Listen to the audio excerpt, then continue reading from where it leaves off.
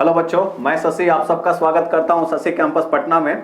आज हम लोग मैथ का पहला चैप्टर वास्तविक संख्याएं उसके बारे में हम लोग चर्चा करेंगे। वास्तविक संख्याओं में मैंने 2011 से लेकर के 2021 तक का जो भी मैट्रिक का सवाल आया है, सिर्फ वास्तविक संख्या से जितना सवाल आया है उसको मैंने एक जगह कलेक्ट करके आज मैं उन सब चीज़ों के बारे में आप लोगों को बताऊंगा।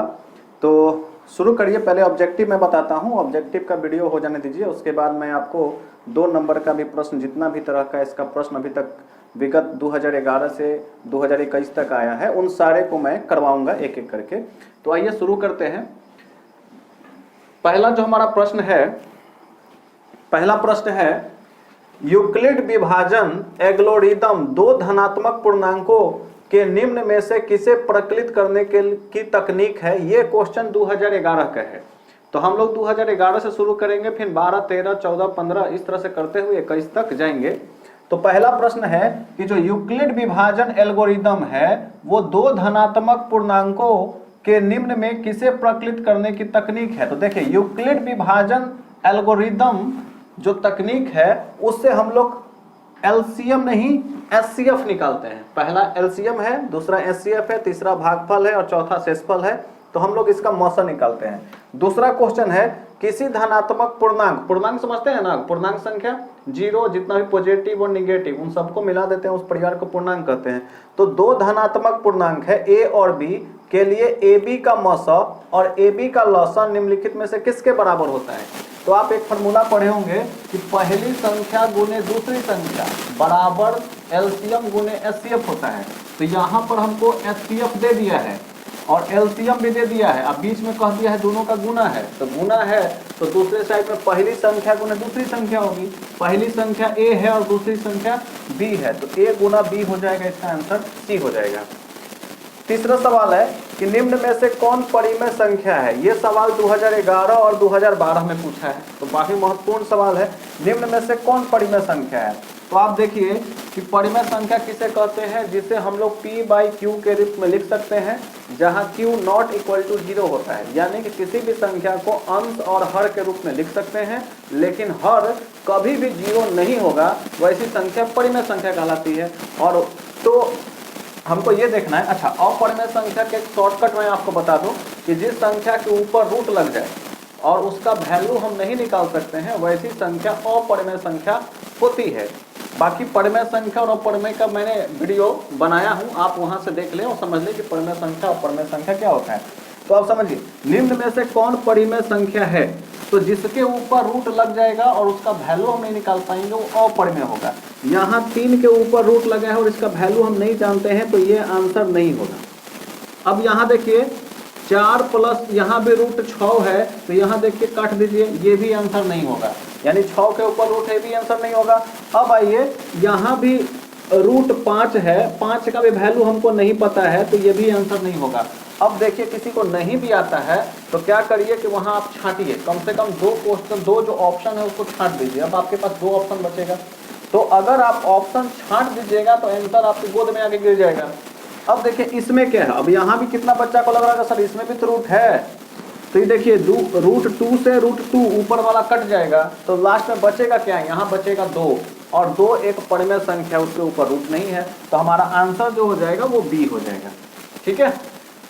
चौथा नंबर सवाल है कि रूट 2 एक है। अभी बताइए, देखिए बताएं कि संख्या जिसके ऊपर रूट लग जाता है वो अपरिमेय संख्या होता है। इसमें चुन लीजिए अपरिमेय कहाँ है, परिमेय होगा, अपरिमेय होगा, प्रकृत संख्या में से कोई नहीं होगा, अपरिमेय संख्या इसका आंसर होगा। ये भी प्रश्न 2013 में आया था। अच्छा, 5वां नंबर प्रश्न है कि 1.34 को परिमेय संख्या के रूप में लिखना है। परिमेय संख्या का मतलब हो गया P बाई Q, यानी अंश और हर के रूप में लिखना है। तो देखिए इसको बनाएंगे, तो इसको करना क्या है, ये 1.34 है, बटा में पॉइंट हटाएंगे तो नीचे 1 आएगा, उसके बाद 2 अंक है तो 2 जीरो देंगे, यानी ये पॉइंट खत्म हो गया। अब इसको कटाइए, 50 दूनी 100, आई 2 से कटेगा, 2 छक्का 12 और 2 साथे 14, तो हो गया 67 और बटा में 50। तो 67 बटा 50 यही इस सवाल का उत्तर हो जाएगा। अब देखिए ये कटेगा ही नहीं, इसको तब तक काटिए जब तक ये पूरा कट जाए। छोटा रूप में लिख देना है, जो छोटा रूप मिलेगा वही आपका परिमेय संख्या होगा, तो ये इसका आंसर हो जाएगा। अब आइए क्वेश्चन नंबर 6 पे। क्वेश्चन नंबर 6 कहता है 11/25 का दशमलव प्रसार क्या होता है। अब यहाँ फिल इन द ब्लैंक है। उस समय 2013-14 में जो प्रश्न आता था ये फिल इन द ब्लैंक्स आता था, अब नहीं आता है, लेकिन ऑब्जेक्टिव में हो सकता है कि ये सवाल दे दे 11/25 का दशमलव प्रसार क्या होगा। ऑप्शन ए शांत, ऑप्शन बी अशांत, ऑप्शन सी दे देगा दोनों, ऑप्शन डी इनमें से कोई नहीं। तो ऐसा ऑप्शन आ सकता है। तो देखिए इसको बनाते कैसे हैं।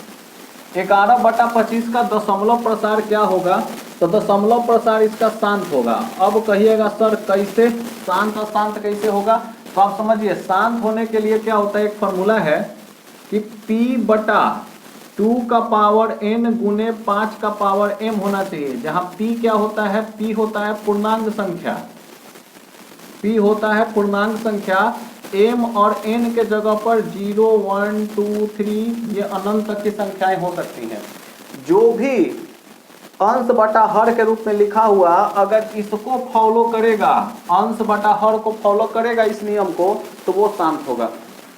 अब देखिए थोड़ा नहीं समझ में आया तो फिर से समझिए। यानी ऊपर वाला को छोड़िए, 11 को छोड़िए, नीचे वाला को पकड़िए 25 को। अगर 25 को लघुत्तम निकाल करके या उसका गुणनखंड निकाल करके आप 2 गुने 5 के रूप में लिख सकते हैं तो वो शांत होगा, समझ में? अगर 2, 5 के अलावा भी तीसरा कोई संख्या 3, 8, 9 मिल गया तो वह शांत होगा। यानी नीचे वाला हर में 2 गुना 5 के रूप में लिखा होना चाहिए, वही शांत होगा। चलिए अगर 2 का पावर 0 हो गया, अगर खाली नीचे 2 या 5 में से कोई एक भी है तो भी वो शांत होगा। अगर दोनों है तो बढ़िया है, लेकिन अगर तीसरा कोई मिल गया, ये दोनों बेकत के अलावा कौन तीसरा, तब नहीं होगा। अब देखिए क्या है, 11/25 है तो नीचे वाला को पकड़िए, 25 को 11 ऊपर रहने दीजिए। अब 25 को हम लोग ऐसा लिख सकते हैं 5 का पावर 2, तो 50-25 हो गया। अब इसके आगे देखिए, ये देखिए 5 m के जगह पर क्या आ गया 2। अच्छा इसको हम 2 का पावर 0 भी तो लिख सकते हैं। 2 का पावर 0 का मतलब हो गया 1 हो गया। अगर 5 का पावर 2 है, 25 को लिख दिए, इसके आगे 2 का पावर 0 भी लगा सकते हैं, इसका मतलब 1 हो गया। यानी कि हम 2 और 5 के फॉर्म में इसको लिख सकते हैं, तो ये हमारा क्या हो जाएगा, शांत हो गया। चलिए आप समझ गए होंगे। अगला सवाल देखिए, 17/24 का दशमलव प्रसार क्या होगा, शांत होगा कि अशांत होगा। अब आप लोग जरा दिमाग लगाइए क्या होगा। तो हम लोग को इसको बनाते समय ये देखना है, 17 को ऊपर लिख देना है। अब 24 को देखिए कि इसको हम 2 गुने 5 के फॉर्म में लिख सकते हैं। कितना बच्चा का इहो नहीं आता होगा, कैसे क्या कह रहे हैं सर, तो ऐसे समझिए, ये 24 लिखिए, 24 का फैक्टर निकालिए, गुणनखंड 2 से भागा लगाइए छोटका से, फिर उससे बड़का से। पहले 2 से लगाइए तो 12, फिर 2 से लगाइएगा 6, और फिर 2 से लगाइएगा आ जाएगा 3, 3 से लगाइएगा आ जाएगा 1। यानी कि 24 को लिखेंगे 2 गुने 2 गुने 2 गुने 3, यानी कि 2 3 बार है तो इसको 2 का पावर 3 गुने 3 लिखेंगे। तो ये 24 को क्या लिखेंगे, 24 को लिखेंगे 2 का पावर 3 गुना 3, 3 का पावर 1 है। अब देखिए नीचे में 2 या 5 हो सकता है, यहाँ 2 के अलावा 3 लौक गया, 3 नहीं लौकना था, ये लौक गया, इसका मतलब है कि अशांत हो जाएगा। 2 और 5 छोड़ करके कोई भी तीसरा संख्या आपको दिख जाएगा, चुपचाप उसको अशांत कर दीजिएगा। 2 और 5 दिखेगा, शांत होगा।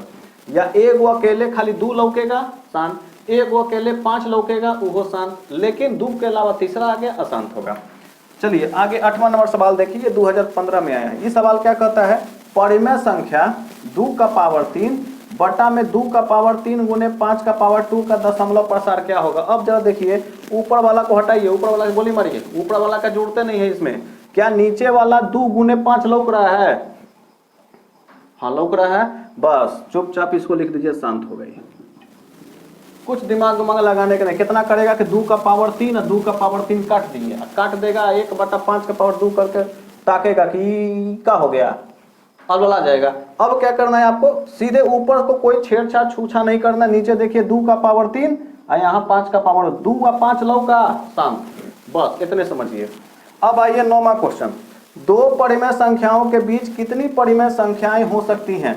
2 गो परिमेय संख्या, एगो यहाँ एगो यहाँ है, आई दोनों के बीच में कौ गो परिमेय संख्या होगा, तो ऐसा अनंत हो सकता है। कहिएगा कैसे सर, तो देखिए हम बताते हैं आपको कि जैसे एक संख्या 1 है और एक संख्या 2 है, फिर एक संख्या 3 है, ऐसे ऐसे है। अब 2 संख्या, एक संख्या 1 है, एक संख्या 2 है, तो दोनों के बीच में बटा वाला बहुत सारा चीज लिख सकते हैं आप। जैसे आप यहाँ 1/2 बीच में हो सकता है। कोई लिखेगा कि सर 1/3 लिखेंगे, 1/4 लिखेंगे, 1/5 लिखेंगे, 1/6 लिखेंगे, तो ढेर सारा संख्या हो सकता है। तो इसके अच्छा 1/2 और 1/3 के बीच में भी ढेर सारा संख्या हो सकता है। वो संख्या कैसे प्राप्त होगा? तो 1/2 और 1/3 दोनों के जोड़ के 2 से भागा लगा दीजिए तो मिल जाएगा संख्या। फिर एक जो नया संख्या मिलेगा उसमें आप फिर 1/2 में दोनों को जोड़ के 2 से भागा लगाइए तो फिर वो दोनों के बीच में मिलेगा। और इसी तरह से करते रहिएगा तो 1 से लेकर के 2 के बीच में अनंत सारी परिमेय संख्या आपको मिल जाएगी। तो इसीलिए कोई भी दो संख्या है उसके बीच में अनंत परिमेय संख्या होगा इसका आंसर। अब आइए 10 नंबर सवाल। 10 नंबर सवाल है कि 3 + 2√5 परिमेय संख्या होगा कि अपरिमेय संख्या होगा, ये पूछा है 2016 में। तो एक बात याद रखिए, जिसके ऊपर रूट लगा हुआ है और उसका वैल्यू हम नहीं निकाल सकते हैं, तो √5 तो एक अपरिमेय संख्या है। अब अपरिमेय संख्या में किसी भी संख्या से गुना होगा तो देखिए कि √5 एक अपरिमेय संख्या, अपरिमेय संख्या से किसी भी संख्या को जोड़िए, घटाइए, गुना करिए या भाग करिए, अपरिमेय से जो संख्या टकरा जाएगा वो अपरिमेय संख्या हो जाएगा।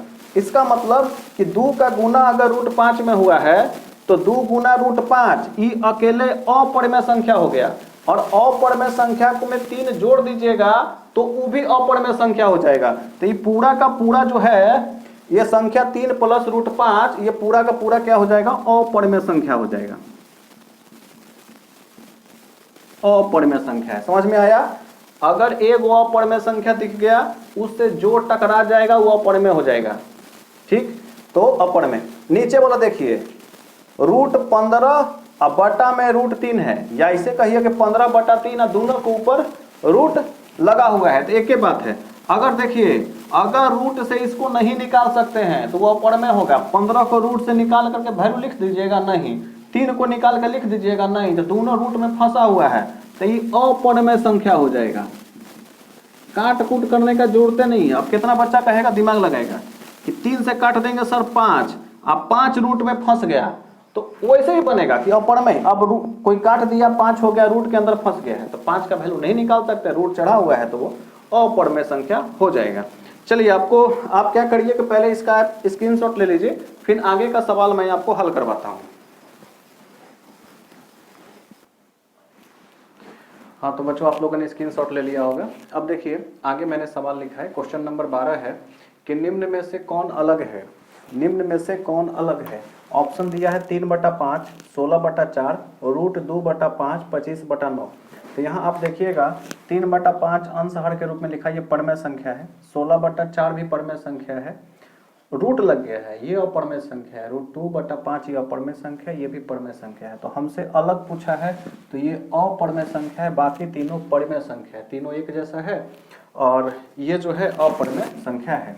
अच्छा क्वेश्चन नंबर 13 देखिए, दो संख्याओं का गुणनफल बराबर एलसीएम गुने एचसीएफ, ये 2017 में सवाल आया था। दो संख्याओं का गुणनफल, पहली संख्या गुने दूसरी संख्या बराबर लघुत्तम गुने महत्तम होता है। तो ये सही है, गलत है, दोनों इनमें से कोई नहीं है, तो ये सही है। 14 नंबर क्वेश्चन बहुत ही महत्वपूर्ण, देखिए 12 में, 15 में, 17 में और आगे भी पूछा है कि पाई एक कैसी संख्या है, परिमेय संख्या है कि अपरिमेय संख्या? तो ये अपरिमेय संख्या होगा, याद रखिएगा पाई अपरिमेय संख्या है। लेकिन पाई का जो सबसे निकटतम वैल्यू होता है 22/7 वो परिमेय संख्या है, क्योंकि 22/7 को p/q के रूप में लिख सकते हैं वेयर q ≠ 0 होता है। लेकिन पाई एक अपरिमेय संख्या है। √5 कौन सी संख्या है? ये 17 में पूछा है, परिमेय संख्या, अपरिमेय है, पूर्णांक है, प्रकृत संख्या है।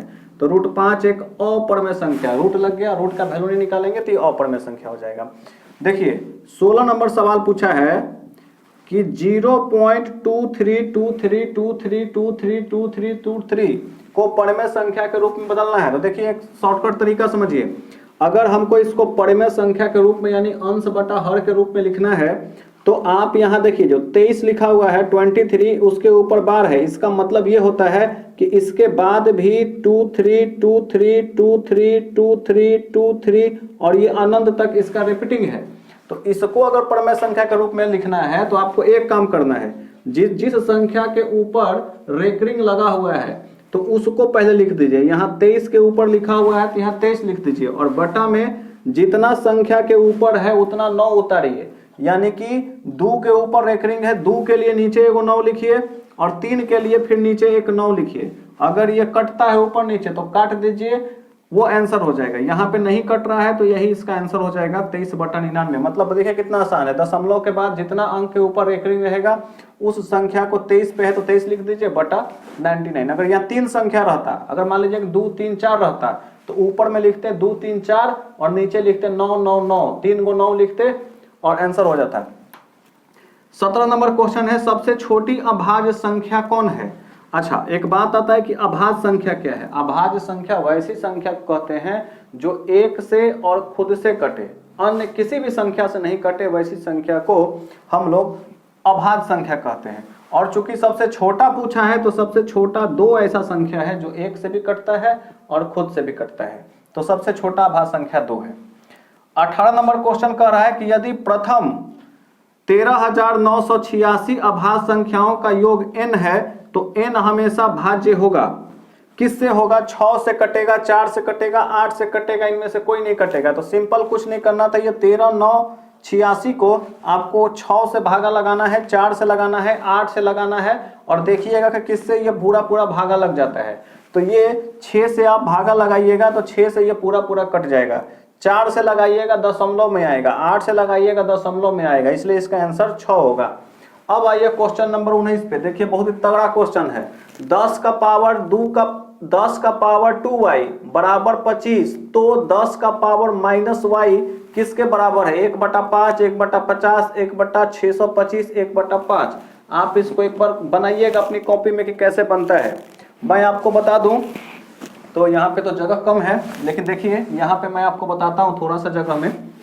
ये 10 का पावर 2y है तो हम यहाँ लिखेंगे 10 का पावर 2y इक्वल टू 25 लिखा हुआ है। तो 25 को हम लोग ऐसा लिख सकते हैं, ये 10 का पावर 2y है, इसको हम लोग 5 का पावर 2 लिख सकते हैं, 25 को ऐसा लिख सकते हैं 25।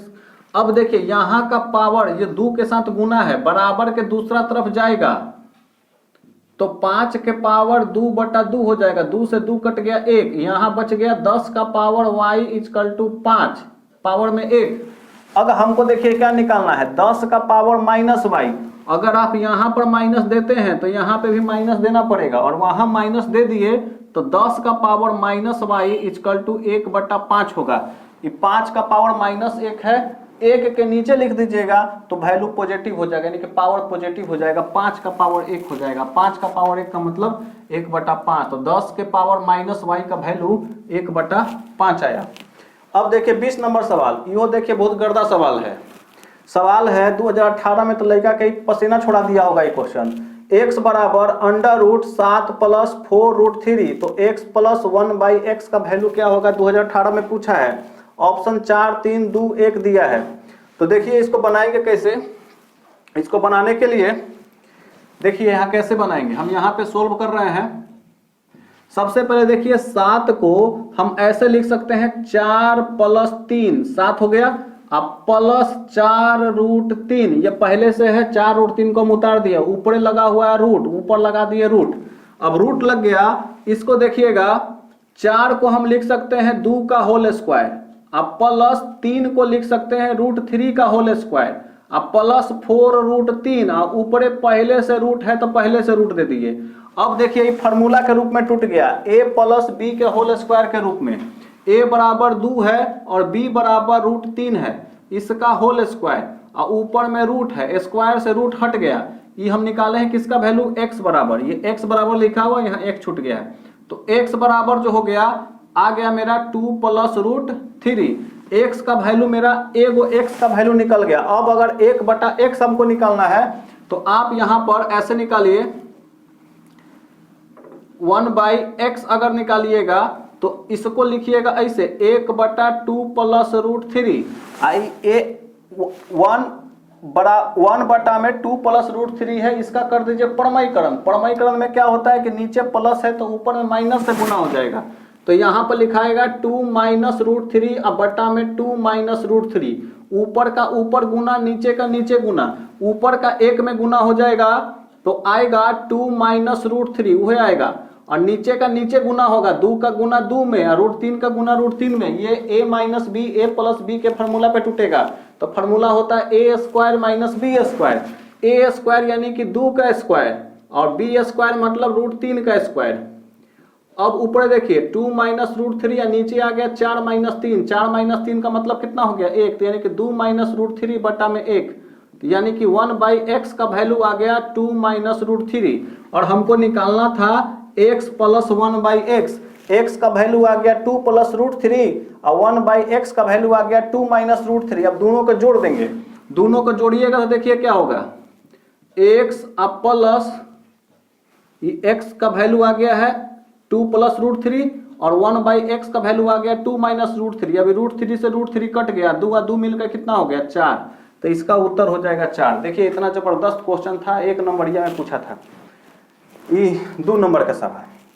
अच्छा 21 नंबर देखिए, इहो बड़ा धाकड़ क्वेश्चन पूछ दिया। 2018 में कौन विद्यार्थी परीक्षा दिया था जी, इतना धाकड़ क्वेश्चन दिया। देखिए x का पावर n प्लस 1 का एक गुणक x प्लस 1 है, तो n निश्चित रूप से होगा विषम पूर्णांक, सम पूर्णांक, ऋणात्मक पूर्णांक, धनात्मक पूर्णांक।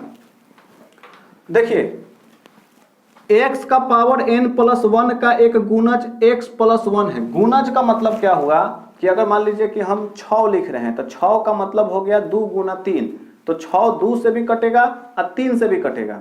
तो यहाँ x का पावर n प्लस 1 का गुणज x प्लस 1 है, इसका मतलब x प्लस 1 के साथ एक और कोई गुना में होगा या 2 गो गुना में होगा या 3 गो, उस सब का सब बारी बारी से x का पावर n प्लस 1 को काट देगा। तो कहने का मतलब कि अगर x प्लस 1 का एक गुणज x प्लस 1 है तो पूछा है कि n निश्चित रूप से क्या होगा, अब तो जगह नहीं है कहाँ बताएं।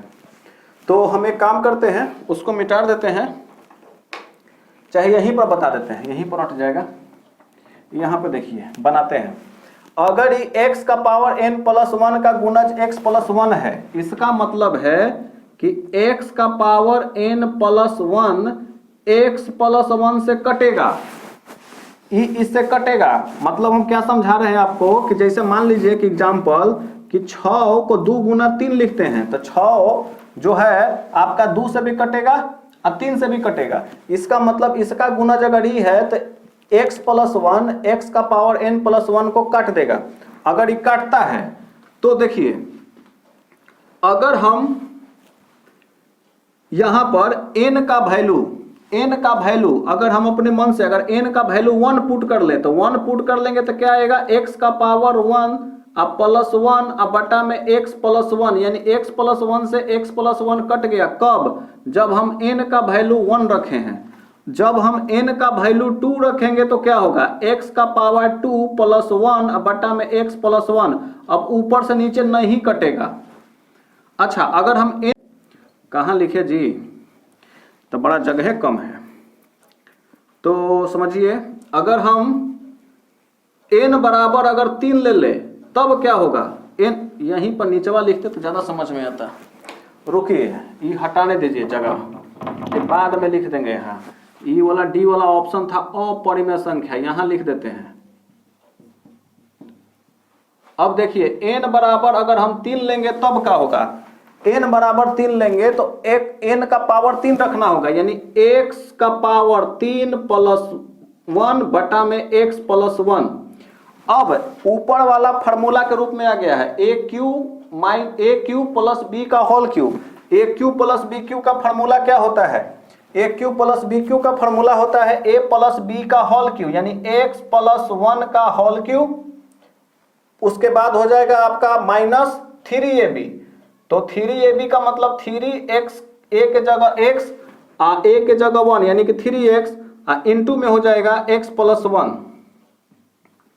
अब बटा में x प्लस 1। अब देखिएगा कि यहाँ पर और यहाँ पर दोनों से हम x प्लस 1 कॉमन ले सकते हैं, तो यहाँ बचेगा, यहाँ पे क्यों होता है x प्लस 1 का होल स्क्वायर माइनस 3x, यहाँ वाला तो कटिए गया, ये x प्लस 1 बचा, x प्लस 1 से x प्लस 1 कट गया। यानी कि जब हम n का वैल्यू यानी ऊपर वाला पावर 3 रख रहे हैं तो ये नीचे से ऊपर वाला एगो कट जा रहा है। ऐसे समझिए कि अगर 6 है, 6 बराबर 2 गुना 3 लिखे हैं तो नीचे हमको 2 मिल गया है, 2 से 2 कट गया है, वो 3 बच गया है, यानी x+1 से x+1 कट गया, बच गया। इसका मतलब देखिए जब हम n बराबर 1 रख रहे हैं तब वो कट जा रहा है, n बराबर 2 रख रहे हैं तो नहीं कट रहा है, n बराबर 3 रख रहे हैं तब कट जा रहा है। उसी तरीका से जब n बराबर 4 रखेंगे पावर में तो नहीं कटेगा, n बराबर 5 रखेंगे तो कट जाएगा। कहने का मतलब कि विषम संख्या मिल रहा है, n बराबर 1, 1, 3, अगला 5 मिलेगा, तो ये सब विषम संख्या मिल रहा है, इसीलिए इसका आंसर जो होगा विषम पूर्णांक हो जाएगा। कि अगर यहाँ कोई विषम संख्या रखिएगा, n का वैल्यू यहाँ 1 रखिए, 3 रखिए, 5 रखिए, 7 रखिए, 9 रखिएगा, तब x+1 इसको काट देगा। बड़ा सब सवाल दे दिया था, उलझा उलझा के लेकर के। अब देखिए थोड़ा सा यहाँ पे 22 नंबर सवाल है, संख्या रेखा पे प्रत्येक बिंदु प्रदर्शित करता है। क्या प्रदर्शित करता है भाई? एक अगर संख्या रेखा है, अगर कोई संख्या रेखा है तो इस संख्या रेखा पे हम लोग क्या क्या दर्शाते हैं? मान लीजिए कि 0 है तो यहाँ 1 2 3 4, -1 -2 -3 -4, यानी कि 0 से इधर गाड़ी चलेगा, पटना पार कर जाएगा, बिहार पार करेगा, भारत पार करेगा, भारत पार करके पृथ्वी पार कर चलेगा, और उधर ही 0 में इधर से भी जाइएगा तो इधर से पार करेगा, यानी कि ये भी अंतरिक्ष में चल जाएगा, ये भी अंतरिक्ष में चल जाएगा, दोनों का दोनों अनंत दूरी तय करेगा। और कैसा कैसा? पॉजिटिव वाला भी और निगेटिव वाला भी। इसका मतलब क्या है कि संख्या रेखा पे प्रत्येक बिंदु प्रदर्शित करता है, पॉजिटिव संख्या भी, 0 भी और निगेटिव संख्या भी। ठीक है, अच्छा अगर ये करता है तो यहाँ पे तो पूर्णांक संख्या देवे नहीं किया है, अगर पूर्णांक संख्या नहीं दिया है तो वास्तविक संख्या होगा। वास्तविक संख्या किसको बोलते हैं? परिमेय संख्या और अपरिमेय संख्या दोनों के परिवार को वास्तविक संख्या बोलते हैं। तो यहाँ तो परिमेय संख्या भी है और अपरिमेय संख्या भी आ जाएगा, सारा का सारा ये वास्तविक संख्या होगा। तो संख्या रेखा पे प्रत्येक बिंदु पे प्रदर्शित करता है कौन संख्या? वास्तविक संख्या। यहाँ परिमेय अपरिमेय भी दिया था, बच्चा सो तो फंस जाता, वास्तविक संख्या होगा। अब प्राकृतिक संख्या भी नहीं होगा, काहे कि -1 -2 -3 प्राकृतिक संख्या में नहीं आएगा, 1 2 3 गिनती की संख्या आता है, तो ये तो आंसर नहीं होता। परिमेय संख्या भी नहीं होगा। अब 23 में आइए, कौन सा भिन्न दशमलव प्रसार शांत है? यहाँ भी भिन्न दिया है, अंश हर में, तो ये भिन्न है। तो कौन सा भिन्न है जो दशमलव प्रसार जिसका क्या है? शांत है। शांत के लिए अभी बताए थे थोड़ा देर पहले आप लोगों को कि हर में 2 गुना 5 होना चाहिए, जहां भी 2 और 5 लौट गए आपको तो समझिए कि वो शांत होगा। तो यहाँ देखिए, यहाँ तो पहले ही 7 है, इसको लिखिएगा 7 गुना 100, तो 2 और 5 तो आएगा 100 को फॉर्म में, लेकिन 7 एक्स्ट्रा है तो ये आंसर नहीं होगा। 21 में भी देखिए 7 गुना 3 है, तो 7 या 21, 7 भी है 3 भी है नीचे, तो नीचे हमको 2 और 5 चाहिए, हालांकि इसमें 2 भी और 5 भी होगा, लेकिन एक्स्ट्रा में 3 और 7 हो गया, तो ये आंसर नहीं होगा। अच्छा अब इसमें जाइए, इस 7 का पावर 3 से ऊपर का 343 कट जाएगा, 7 को 3 बार गुना करिएगा नीचे में तो 343 होगा, 343 से 343 कट गया, नीचे 2 और 5 के फॉर्म में आ गया, तो यही आंसर होगा। यानी हर हमारा 2 और 5 के फॉर्म में आ गया, यही आसान होगा। अब आइए 24 नंबर सवाल, सबसे छोटी पूर्ण वर्ग संख्या, यहां देखिए वर्ग संख्या है जो 16, 20, 24 प्रत्येक से भाज्य हो, वह संख्या कौन है? 240 है, 1600 है, 2400 है, 3600 है। 2018 में सवाल दिया था, तगड़ा। सबसे छोटी पूर्ण वर्ग संख्या कौन है जो 16 से 20 से 24 से भाज्य हो, यानी कि वो 16 से भी कटेगा, 20 से भी कटेगा, 24 से भी कटेगा। तो देखिए आसान है, 16, 20, 24 ये तीनों का लघुत्तम निकाल दीजिए, लघुत्तम निकाल के जो संख्या आएगा उससे देख लीजिए कि कौन कौन कट रहा है। और एक और चीज देखिए, यहाँ पूर्ण वर्ग संख्या दिया, वर्ग का मतलब होता है स्क्वायर होना चाहिए, उसका रूट निकलेगा। तो देखिए 1600 है, इसका होगा 400, 40 होगा 40, 3600 है तो इसका 60 होगा, यानी 60 गुने 60 करिएगा तो 3600 आएगा। 2400 का तो होगा ही नहीं, 240 होगा भी नहीं, तो ये तो आंसर नहीं हो, क्योंकि इसका स्क्वायर आप नहीं निकाल सकते हैं।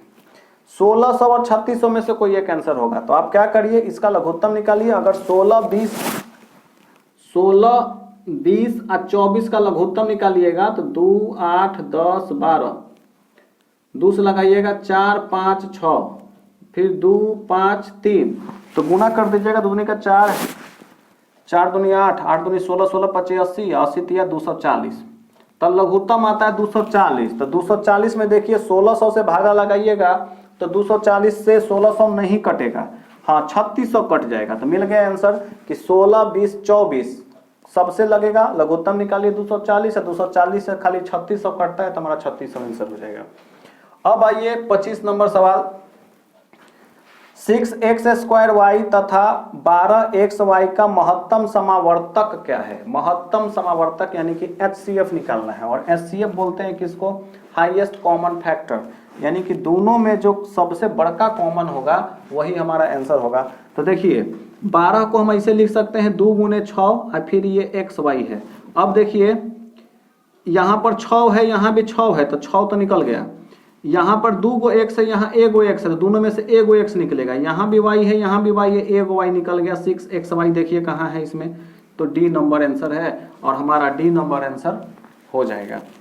तो हाँ एक चीज़ और है कि ये वीडियो थोड़ा लंबा हो रहा है, तो हम क्या करते हैं 2018 तक मैंने करवा दिया, 2011 से 2018 तक मैंने ऑब्जेक्टिव क्वेश्चन करवा दिया। इसके बाद इसका पार्ट 2 वीडियो हम बना देंगे जिसमें 18 से लेकर के 21 तक का सारा ऑब्जेक्टिव, वास्तविक संख्याओं का सारा ऑब्जेक्टिव एक जगह होगा। तो आप इसका स्क्रीनशॉट ले लीजिए और नेक्स्ट वीडियो आप देखिए। ओके।